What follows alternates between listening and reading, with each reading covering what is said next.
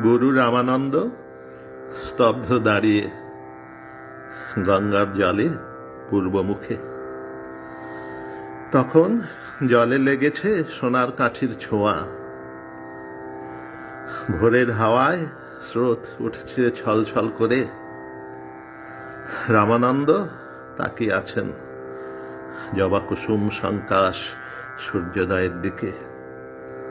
মনে মনে বলছেন, হে দেব, তোমার যে কল্যাণতম রূপ সে তো আমার অন্তরে প্রকাশ পেল না। ঘোচাও তোমার আবরণ। সূর্য উঠল শালবনের মাথার উপর। জেলেরা নৌকায় পাল দিলে তুলে। বকের পাতি উড়ে চলেছে সোনার আকাশ বেয়ে ওপারে জলার দিকে। এখনো স্নান হলো না সারা। সর্ষে খেতে রৌদ্র ছড়িয়ে গেল। মালিনী খুলেছে ফুলের পসরা পথের ধারে।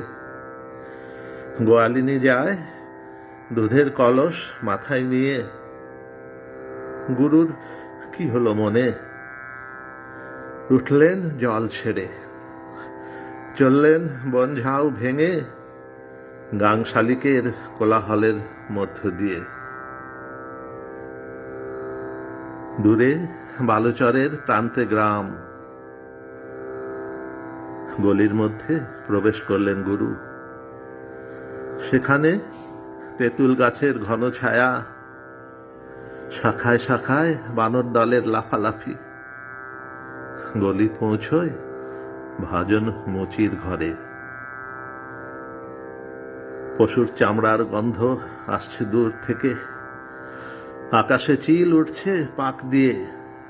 রোগা কুকুর হাড় চিবোচ্ছে পথের পাশে। শিষ্য বললে, রাম রাম। ভ্রুকুটি করে দাঁড়িয়ে রইল গ্রামের বাইরে। ভাজন লুটিয়ে পড়ে গুরুকে প্রণাম করলে সাবধানে। গুরু তাকে বুকে নিলেন তুলে। ভাজন ব্যস্ত হয়ে উঠল, কি করলেন প্রভু? অধমের ঘরে মলিনের গ্লানি লাগলো পুণ্য দেহে। রামানন্দ বললেন, স্নানে গেলেন তোমার পাড়া দূরে রেখে। তাই যিনি সবাইকে দেন ধৌত করে, তার সঙ্গে মনের মিল হলো না।